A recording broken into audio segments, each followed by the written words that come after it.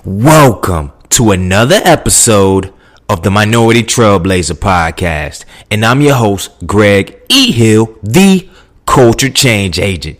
And today, you already know how it's going to begin. But before I even get into my excitement about the guests that I have on the show, I just want to say a few quick words. First, thank you for everyone that is sharing the links, that is subscribing to the podcast, downloading the podcast. We are blowing past 2,500 downloads, approaching 3,000 downloads.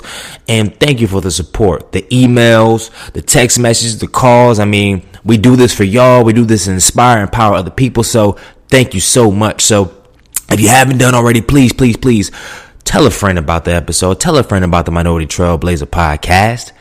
And please rate the show. It definitely helps the movement. So that's all I got to say. And this show is special. It's a pretty long show. You know, we go pretty long. So you can break it up into two parts. It's around 54 minutes. But I think it's an incredible show about a former athlete and how she used her multiple injuries to propel her to bodybuilding, to fitness, and also doing hair. Like, you don't meet too many bodybuilders that do hair and do hair good. So I really think this story is going to be powerful for those former athletes, the people that are trying to transition to something brand new.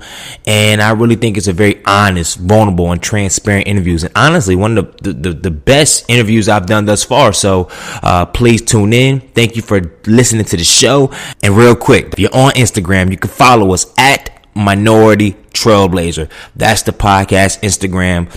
I'm working on getting more active on it, so y'all gonna see more posts, but please follow us at Minority Trailblazer.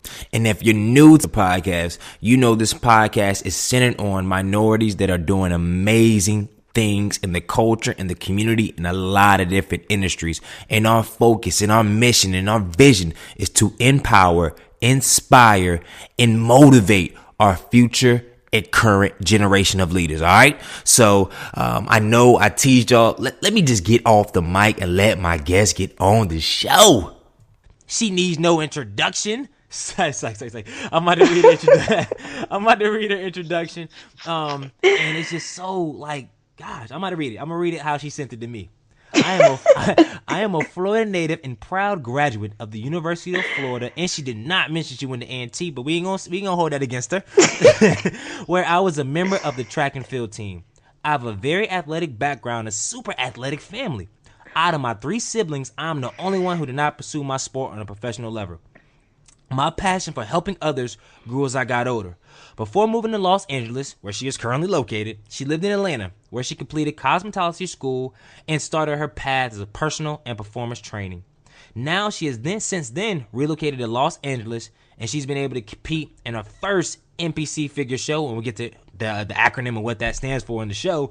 And she placed in the class and qualified for NPC Nationals. Competing was her way to show people to never settle and get comfortable with yourself, because there's always room for growth and improvement. And since then, she's been more motivated than ever to help others reach their full potential and become a better version of themselves. That's powerful. Yikes. She's a hairstylist, health coach, Herbalife representative, and she is one of the fittest females in the world. Like crazy. So let's introduce Lauren Smith to the show. Oh, hi, Greg. Thanks for having me. No problem. So before we dig in, I'm going to give the audience a chance to, we might have some new listeners, so I'm going to show them the format of the show. It's in 3 parts. First section, it's all about Miss Smith. We're going to learn about her background, her story, kind of how she got in and how she molded herself into becoming the person she is today. The second part of this show, we're going to talk about her business as far as being a health coach, being a motivator, and a little bit of Herbalife. And the third part, we're going to talk about the future for Lauren Smith. I know she just mentioned she competed and went to NPC National, so I want to kind of know, and our audience and you want to know what the future has in hold, and I'm going to ask her more questions. And then the last round, the most exciting round, the culture change round, where we ask a series of 6 rapid-fire questions and get rapid fire answers. So now back to Miss Smith. Miss Smith, could you tell our audience a little bit about yourself, your background, and let's go. All right. So like you stated earlier, I'm originally from Tallahassee, Florida. After graduating from high school, I attended North Carolina A&T for 2 years, and after that, I transferred to the University of Florida. I ran track at both of those schools. College was tough athletically for me. You know, I had a lot of injuries, you know, that just followed me all the way through college, and it was extremely, extremely discouraging. It was tough. It was really, really tough. I had my sister who was, you know, All-American in track and field. I had my brother who was All-American in, you know, football, all SEC or whatever. They were really, really, really good at their sport. And you had me. I was like, goodness, I just struggled. So I was like, you know what, maybe, you know, track is not for me. Post college, you know what I mean? I love the sport. I love the sport. But, you know, due to my injuries, I was never able to excel and be, you know, the runner that I felt like I could be. But I didn't let that stop me from moving on, you know, like, but one thing I did find was that I love doing hair. I've been doing hair since I was in 7th grade. I just liked it. You know, if I wasn't running, then I was doing hair, which was cool. If you're not running, you're doing hair. I like that. Which it was like, okay. You know, I thought that was kind of interesting because they seem to be like the complete opposite. And then like with me being natural, I've been natural my entire life. Oh, exercising and hair definitely does not go hand in hand. So I always thought that was really funny. But I realized in me doing hair, I was like, you know, people kind of like me. Like, this is kind of cool. I always found myself, you know, talking to people and listening to their situations. Yeah. And I was like, sidebar, because like being a hairstylist, you're kind of like a therapist too. Because I mean, right? Because you're doing their hair, and they want to tell you everything about their life. You're like, oh, I'm just doing your hair, girl. I need to pay for this. Yeah, they want to tell you everything. So I was like, okay, cool. Oh, and I didn't mention while I was at A&T, I became a member of Delta Sigma Theta Sorority Incorporated. Oh, you had to plug that in. yeah, because I feel like that also played a really big role into a lot of the decisions that I've made thus far. Because I growing up in Tallahassee, which is a small college town, I've always been really, really involved around the city and just in my community.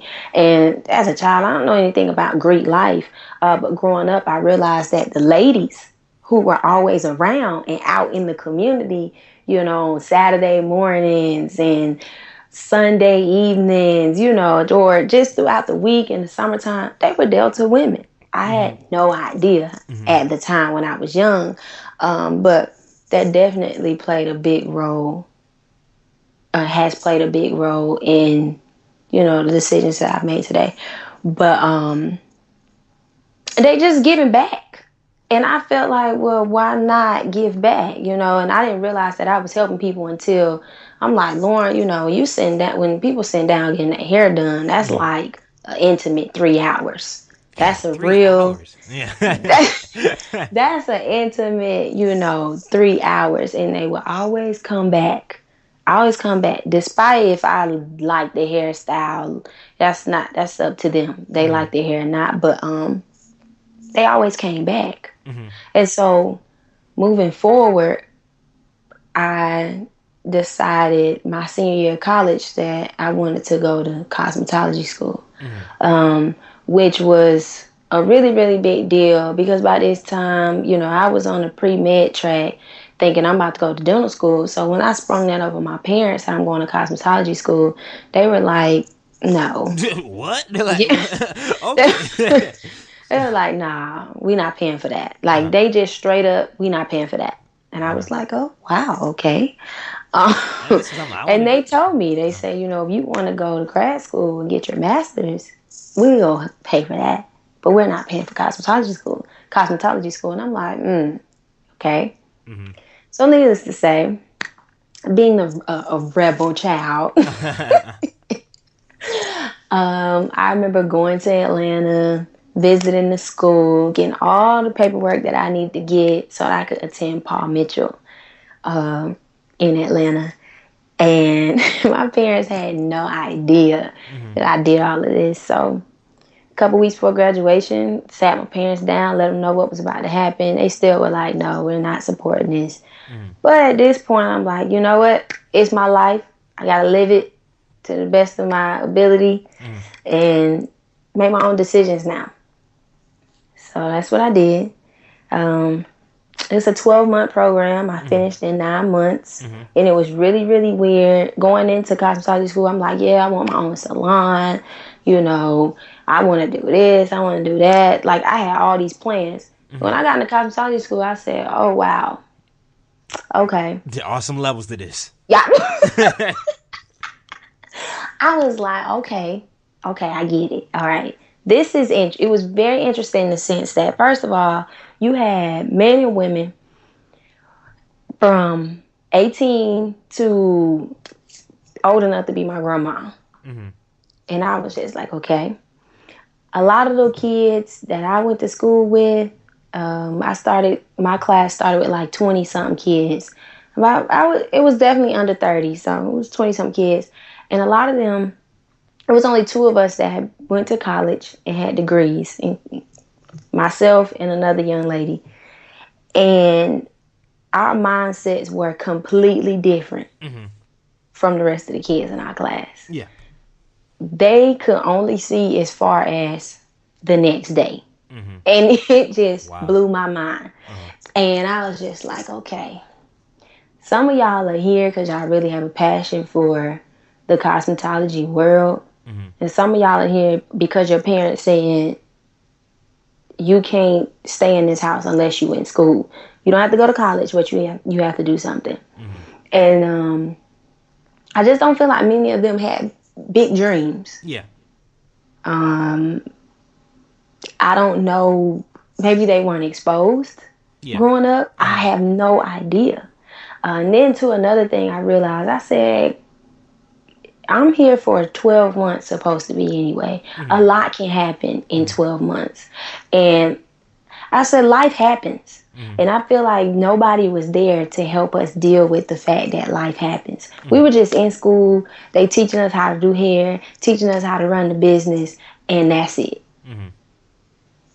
Half the class, you know, you usually don't, kids don't finish, or it takes them longer than 12 months to finish because of the simple fact that life happens, and they're not able to see the grand scheme of why they're doing what they're doing today. And I live by this motto. I say to myself, Lauren, do something today to make tomorrow a little easier. Because Lauren, like, it's crazy. Before the show, Lauren asked me this question, and now Lauren got the game piped down. She's going step by step through all the show. I can't even say, Lauren, we start the show off with a quote, and Lauren just jumps off. But Lauren, please, you already said the quote, and I like it. Can you repeat it, and then also tell us one story about how you use that quote? No, it's not even a quote. It's a manifestation. It's something you live by, you are. So say it one more time so we can hear it. And then tell us a story about how you apply it every single day. I don't know. One story in particular, how you applied it. My bad. Okay. Well, my motto, my quote that I like to live by, I tell myself, Lauren, do something today that will make tomorrow a little easier. Okay. And what I'd like to do, I mean, this is really simple. Some people, they might think, oh, that's nothing. But I always, when I wake up in the morning, you know, I give thanks to God. And I always pray and ask him to prepare me for whatever is about to happen throughout the day. Mentally, physically, please prepare me, because I have no idea. And before I go to bed every night, I have to reflect on what happened today. What happened today? How did I handle that situation whatever happened? And how could I have handled that situation different? Maybe it could have went left, or maybe that situation could have been right. So just in case, you know, something happens tomorrow, or I see something within it. And when I say do something today that will make tomorrow easy, that's just a figure of speech, because it may not necessarily be tomorrow. Yeah, I could be referring to, like, you know, next week, next month, a year, or whatever. Basically, do something today that's going to make, open doors for your future. That's basically what that quote means. I write out my goals, on my mirror in the morning time. You brush your teeth every morning. You looking at yourself in the mirror.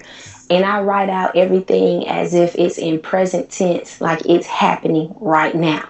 And I get to see that every morning when I wake up. That's huge. And you can't miss it. You can't miss it. That day you wake up late, you're like, oh man, it's like I roll up at like 10 o'clock. You look in the mirror like, dang, I said I was supposed to make $10,000 this month. You got to go get it because it's staring right at you. Yesterday, when you did your okay, what could I do better? What happened? Whatever. Can you share with us yesterday? Because I'm gonna put you on the spot. Yeah, what happened yesterday? What thing happened? And it don't gotta be too personal, but what thing transpired yesterday? A situation, and you did your analysis at the end of the day. And can you kind of share that with the audience? Yeah. I can't. I mean, it's kind of like an everyday struggle. This is an everyday struggle for me. As much as I like to speak my future into existence, I have to remember to calm down and celebrate small victories. And yesterday, I was able to spend time with my sister and my baby brother. And I didn't think about the past, just think there's one of my I don't know, future tenses, present tense that I have written on my mirror.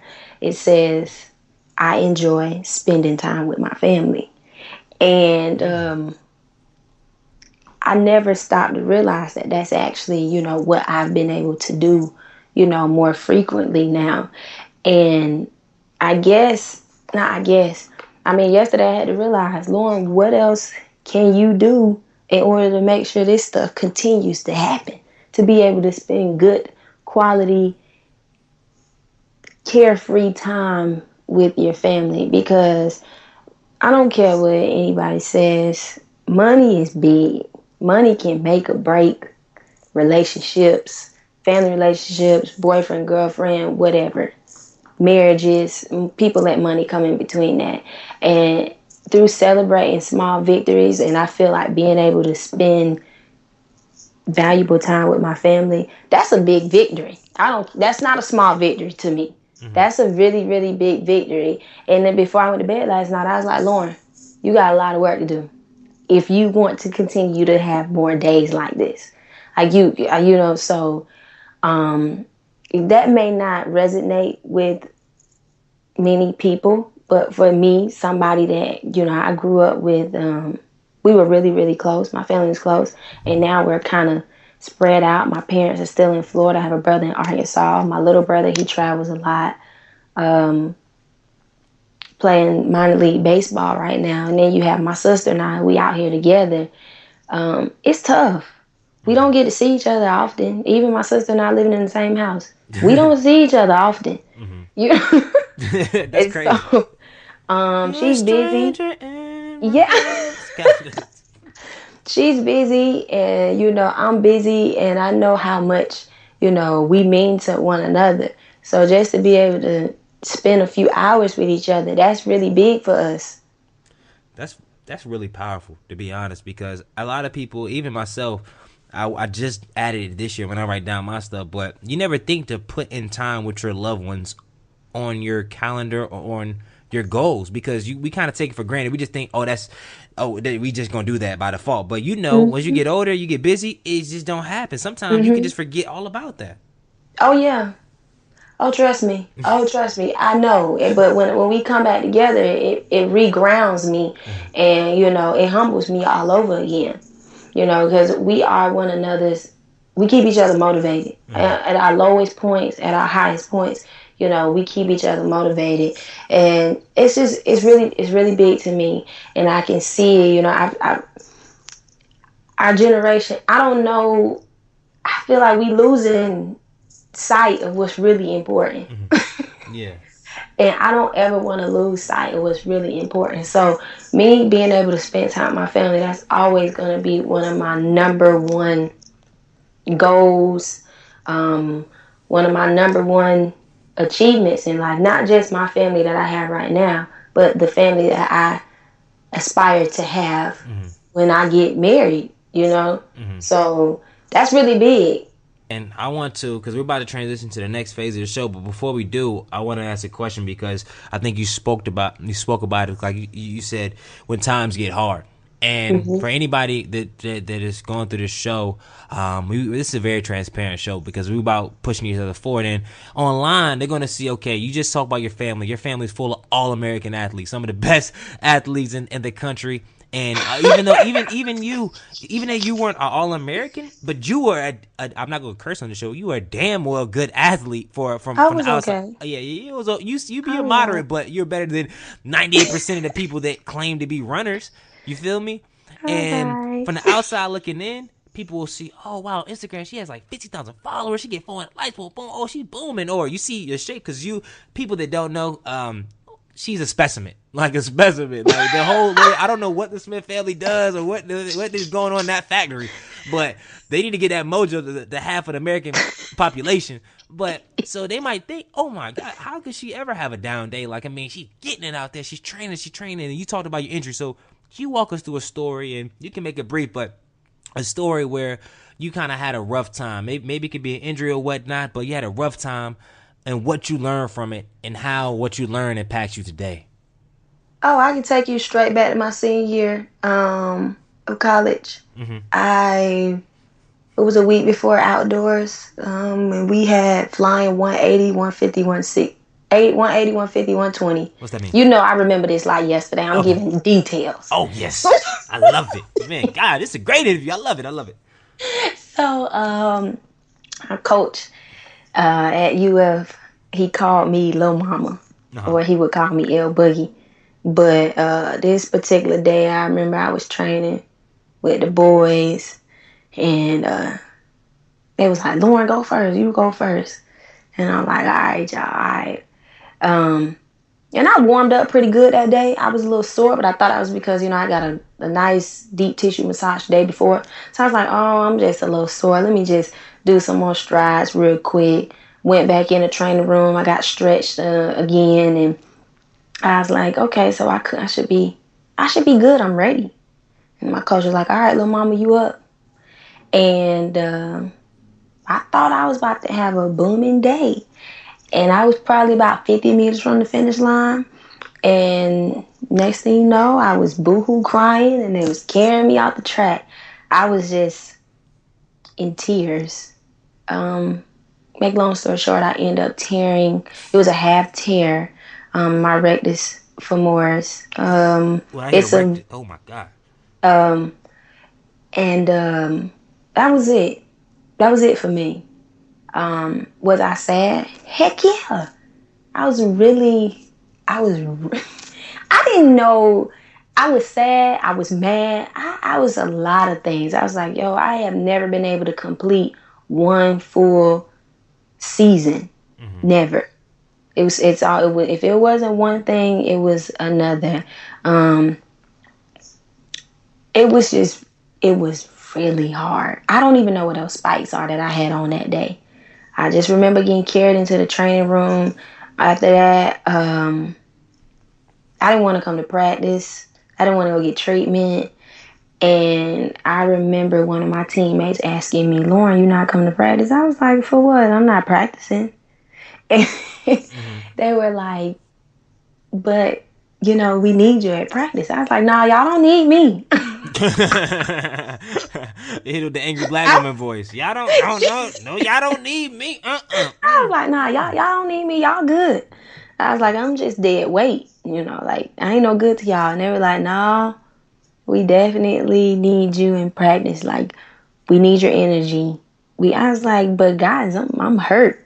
You know what I mean? And that just made me realize this thing is way bigger than you, Lauren. This ain't got nothing to do with you. This is bigger than you. My coach even told me, I know you hurt. I know this is tough for you, but I would like for you to come back to practice and support the girls because they would like that. They need you. And I was just thinking to myself, I was like, no, they don't. They don't need me. And I was being selfish at the time, saying that they didn't need me. It was just, I didn't want to be there. And while everybody seemed to be in such good spirits and I'm down, but I had to realize my attitude, the personality that I brought to the team is what they needed. The confidence that I brought to the team. I worked hard. I was a really hard worker. I didn't complain. I did what I was supposed to do, and kept it moving. And a lot of my teammates, they were disciplined, but you still need that extra. Some people need that extra. They need that extra, kick. Yeah. And that was really, really hard. Maybe my athletes out there could understand. Yeah. But when you growing up and you grew up doing something and you love what you're doing, and you cannot be out there with your team competing, practicing, and all that kind of stuff, that's a humbling situation. Mm-hmm. And it hurts. Because in your head, you're thinking, well, this is what I do. Mm-hmm. And that's when I was like, okay, Lauren, your next move, you really going to have to make sure this going to be really good. Because obviously this track thing is not what you're supposed to be doing. Mm-hmm. And I realized how I can continue helping people. I just have to go about it a different way. Because I can't stay here with the track team in college for forever, motivating them at practice. Like you said, it's good for the rest of the season, but it ain't like I'm going to come back, hey, I'm just going to be Lauren the motivator, and okay, but you just hear, hey, work harder, like it's not. Yeah. So, and that's a great transition into where you are today, because you talk about cosmetology school, track, fitness. So bring us to current time. So is you doing hair for 5 hours and then you're training for 5 hours and then you're doing bodybuilding? Like, okay, walk us so what do you do now? Like that's a great segue, great story, great segue. Let's take it from there. This transition to California has been crazy. I'm not even gonna lie. It's a whole nother life. Granted, it's really funny because I came out here as a graduation gift when I finished college. That was my first time in Los Angeles, but I always said I want to move to LA. But I'd never been out here before. I just figured I know West Coast life different from East Coast, and being into cosmetology, it's a different world out here. So I used to say all the time, I want to come out here. Next day came. I woke up and I went running. And my hair stayed back. I was like, oh gosh, I love it. So you just said, because you were running, your hair stayed straight. You was like, oh, this is it. Yeah. I got one. I was like, yes. Oh my goodness. For the first time in life, I go running with my hair straight and it was still, perfect. So I'm thinking after cosmetology school, I'm moving to LA, blah, blah, blah. I tried to tell my sister, let's move to California. I'm thinking I'm going straight from Atlanta to LA. Did not happen like that. No. I ended up moving out here and it caught me by surprise. I was like, oh, this is a whole nother monster. I was a small fish, or I still am a very tiny fish. I'm a tadpole in a really big pond. Before moving out here, that's when I started doing Herbalife before I even came to LA. And I was just doing it for me. And then and then other people saw me doing it and they wanted to get into it. And I was like, oh, okay. Quick question. Can you give us 30 seconds to say, what is Herbalife? Because I'm still confused. What is Herbalife? It's a nutrition company which promotes a healthy, active lifestyle. Okay, cool. That makes sense? Yeah, that was simple. I love it. Okay. So yeah, I started doing Herbalife, which was cool. And once again, another situation where I was doing it for me. I'm being selfish again. This is about Lauren. It's about me. So I'm doing it for me. But other people, they start watching. And they like, oh, what's that? We want to do it too. And next thing you know, here I am. I'm not just doing hair. Again, I'm doing hair and I'm helping people, with their fitness. So I'm like, okay, this fitness thing always comes back, whether I'm trying to get away from it or not. it comes back. So when moving out here to Los Angeles, Herbalife is really, really big out here. And so I moved out here, got involved in, they have different groups and everything out here and all that stuff. And it was cool. I liked it. And I kind of ventured off and started doing my own thing. Mm-hmm. Well, I shouldn't say my own thing, because I was doing my little thug thizzle from the beginning. Yeah. I say body by lease. That's my hashtag, body by lease, strong is beautiful. I don't like the fact that people want to say they want to be skinny. I don't like that. I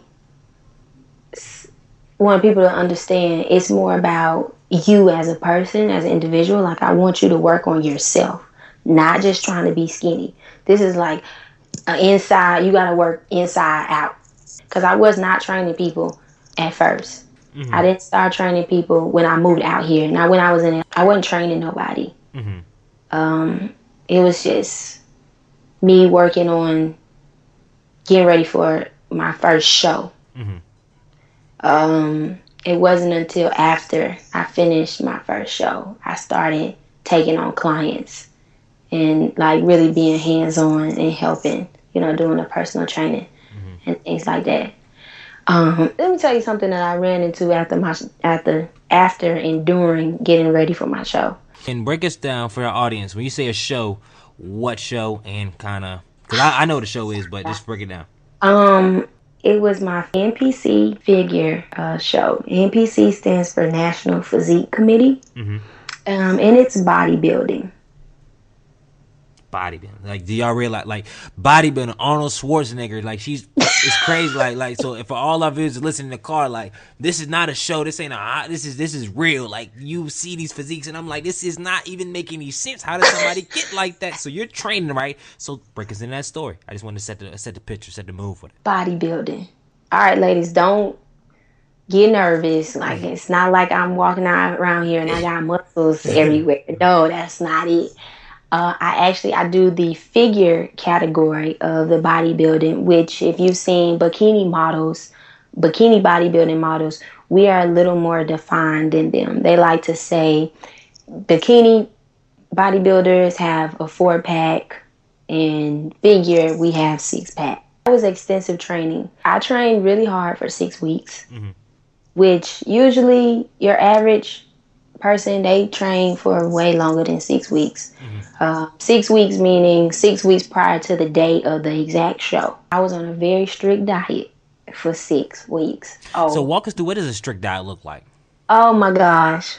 First of all, let me just throw this out there. No salt on anything. No salt. Actually, everything that you eat is going to be pretty bland. You're eating chicken breast, turkey breast, steak every now and then, spinach, no kale. Sauce. All this food is dry. Eating a lot of veggies, for me anyway. Everybody's diet could be completely different depending on areas that need work. They're like areas meaning on their body. There were some days I was so tired of eating. I was eating spinach and broccoli dry. It was crazy. Like, it was just crazy. It was, for me, more mentally challenging than physical. The working out part was a breeze, but to actually meal prep to that extent, meal prepping 6 times a day, from the time I woke up to the time I went to sleep. I was eating every 2 to 3 hours. I was working out anywhere from 2 to 3 times a day. It was tough. So what were the results of the competition? I won my first show. Well, I won the first and only show that I've done. And I also qualified for nationals. 6 weeks of training? Yeah. Wow. That's why I said, hold on, wait, I know, let me clear this up. Your average person trains longer than 6 weeks. Usually, you got people that's like, they train for a long time before they start, before they hit the stage. Everybody's body is just different. That's all. And we all at different stages of our yeah, you just got, like, that was the humble way of saying I just got it like that. But the thing is, like, you've been, all this to say, your whole life you've been putting in the work to find it. It wasn't like you were a blob and then in 6 weeks you just turned in winning competition, going to nationals. It was not an overnight type deal.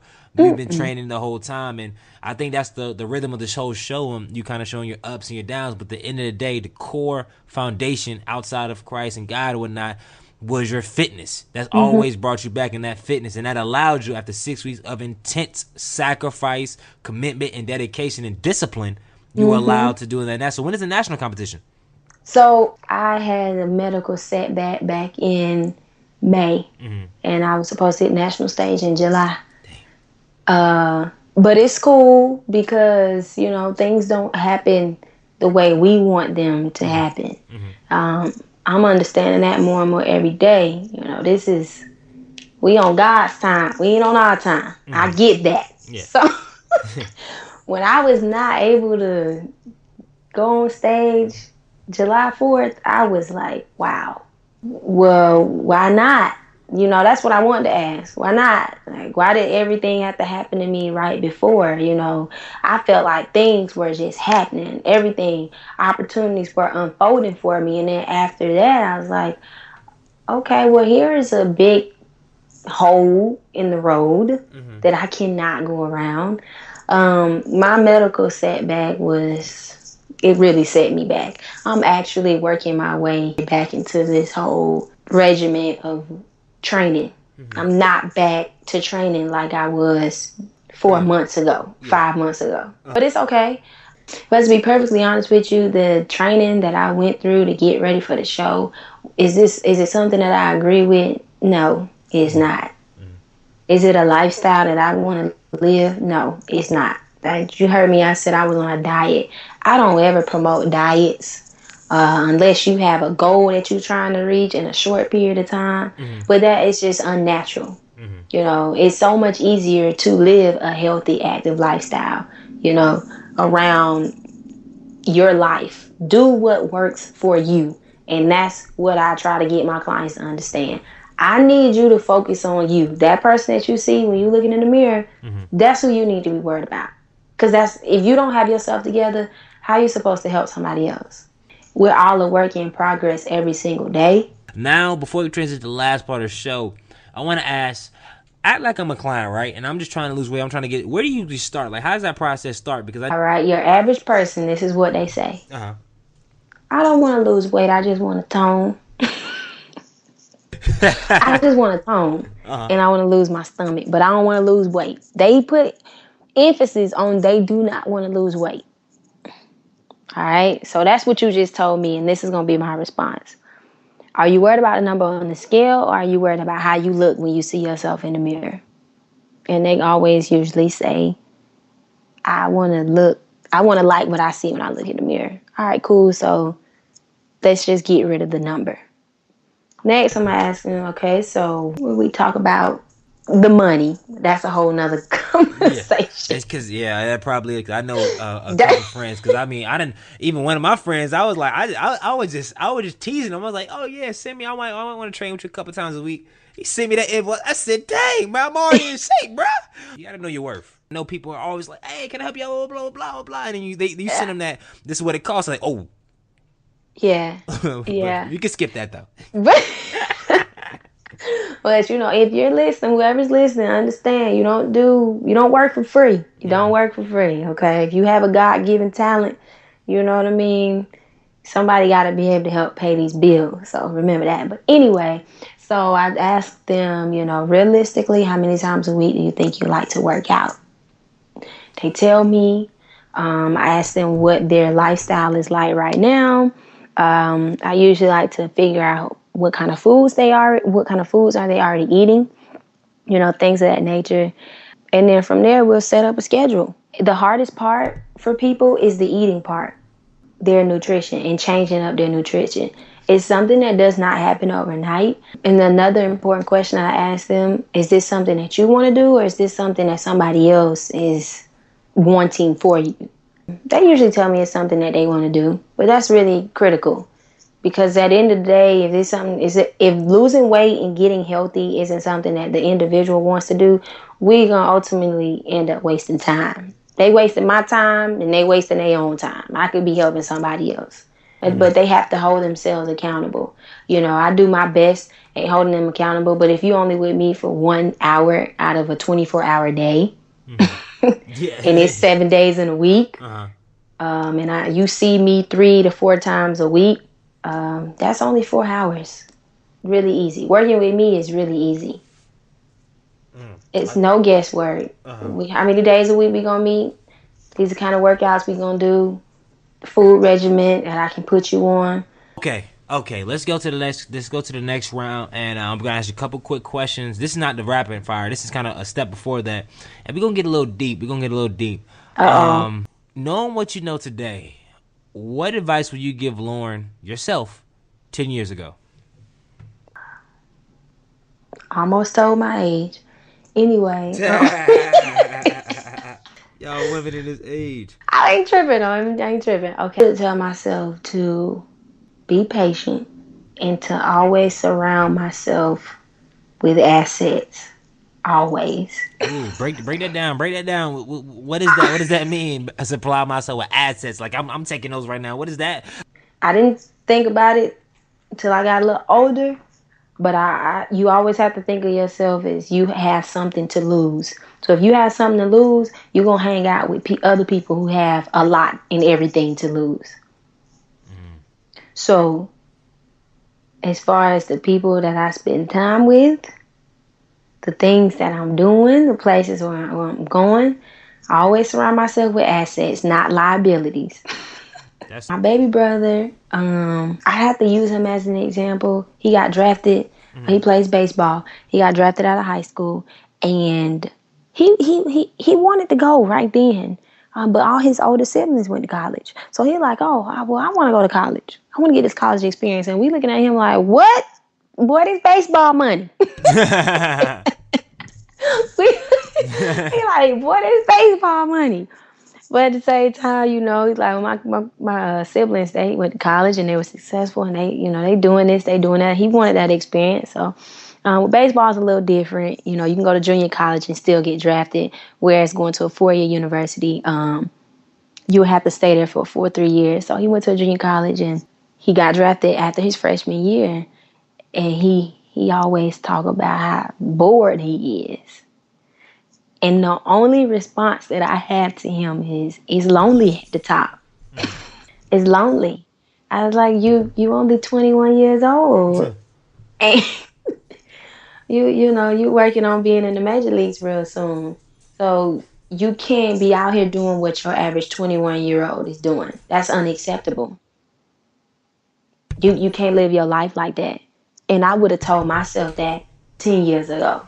That's real. And it's crazy you bring that up, because I was talking to some middle schoolers, 250 middle schoolers Thursday, and I was like, it kills me when people say they're bored, but they're broke, or they got dreams, or they want to be the best at something. They want to achieve something. How could you be bored? Right. You could be reading on your craft. You could be studying something. You could do anything, and you're bored. Like everybody, I say every time I'm like, hey, how many of y'all want to be basketball players? Every middle schooler in America wants to be a basketball player in the NBA. And I'm like, how many of y'all be bored? Because online they do that TBH stuff on Instagram and stuff like that. I would say y'all bored. What do you mean? You can't make a left hand layup and you bored? Like, I want to be a track star. Okay, then shoot. Then how hard are you working? You bored, but it makes no sense, and I'm glad you kind of let them know, like, little bro, you want to be an MLB, you want to make these big bucks, you want to change the world and all this other stuff, but you bored. What you mean, dude? Lock in. Exactly. Like, yeah, I would tell myself that, be patient, and Lauren, surround yourself with assets. That's powerful. I'm gonna put that on my. I'm gonna get that tattooed. I don't got no tattoo, but I do. Well, I mean, it just makes it so much easier, because you already, as a human, we already make mistakes. We already do things just because. So if you, and peer pressure, we do succumb to peer pressure sometimes. I don't care how strong-minded an individual may be.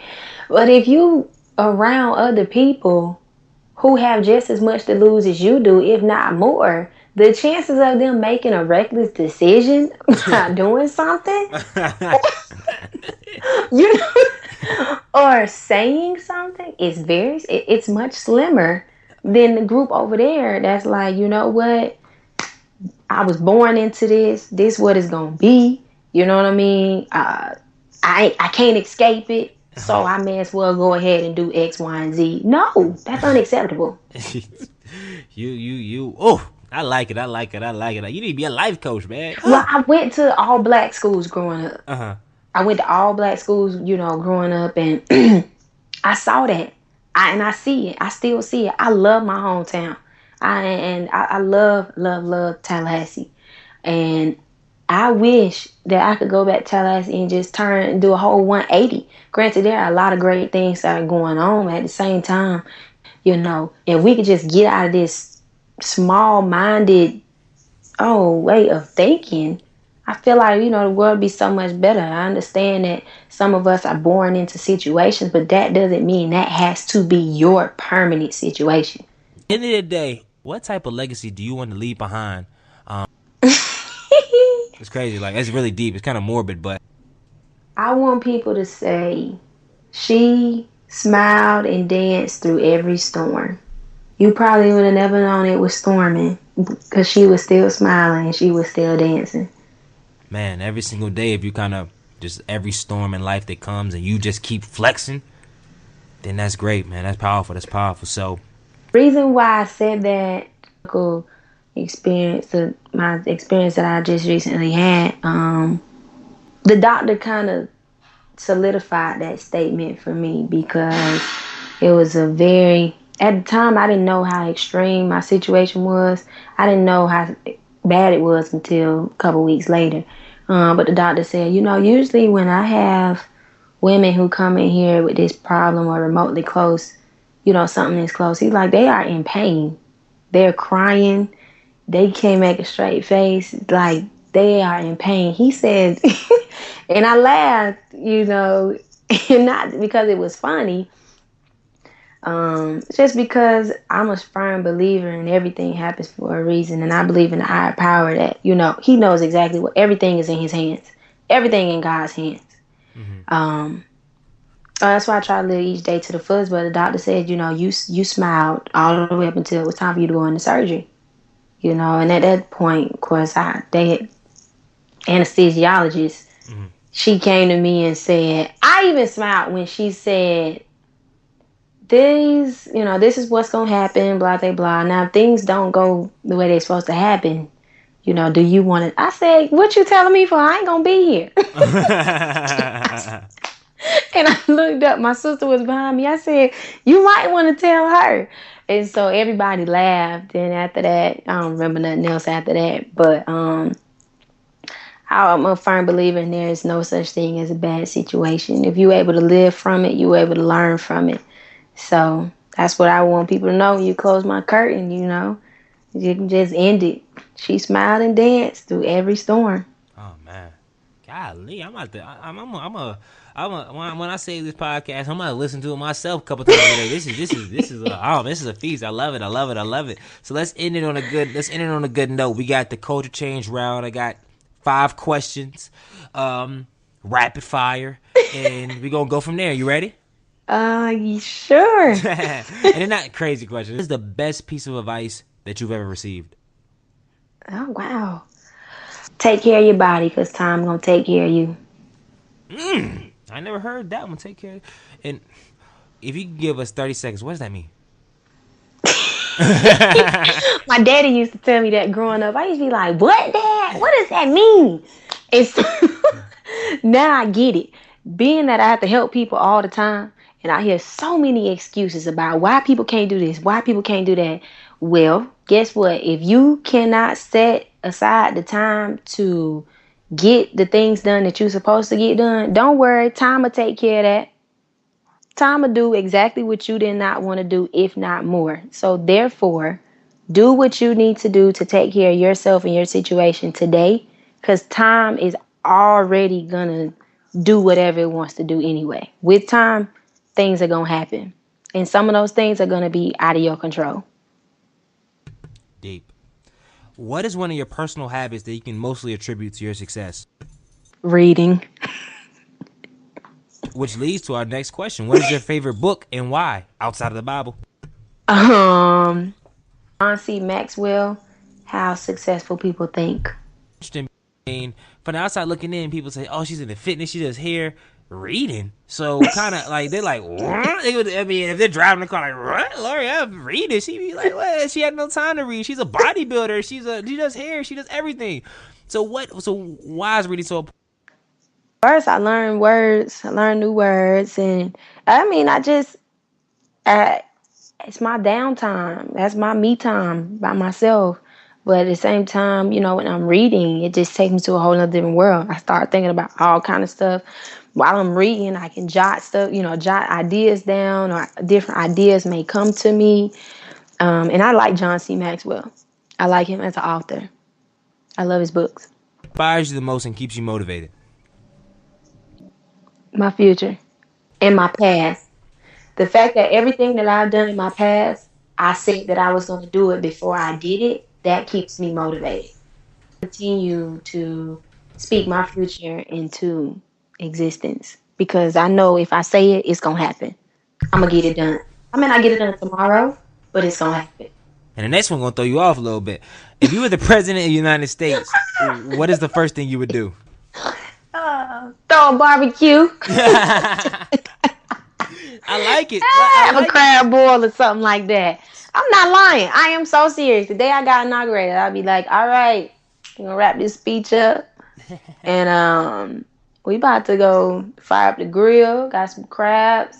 So serious. I love it. I love it. That's real. I mean, that's the first time because we had 20 people on the show. You like Obama, if you listening, you need, before you go, man, throw that barbecue. Yeah. For the world. Before we wrap it up, I have our final question. This is outside the rapid fire. Great round. And this is our deep one because I call myself the culture change agent, and we're all culture change. Anybody that's pushing society forward and changing the culture, that you're a culture change agent. And this whole show is inspired to uplift our community and all that. So this question arises around that. If you could change one thing about society, most specifically our African American culture, what would it be and why? And wow. I guess the one thing is I would definitely target our youth and try to get them to understand and see that there's more to life than the material things that we see on television. And that they don't have to submit to the African American stereotype that we are going to amount to very little and that your opportunities are limited, because I feel like we have just as many opportunities as anybody else walking around here.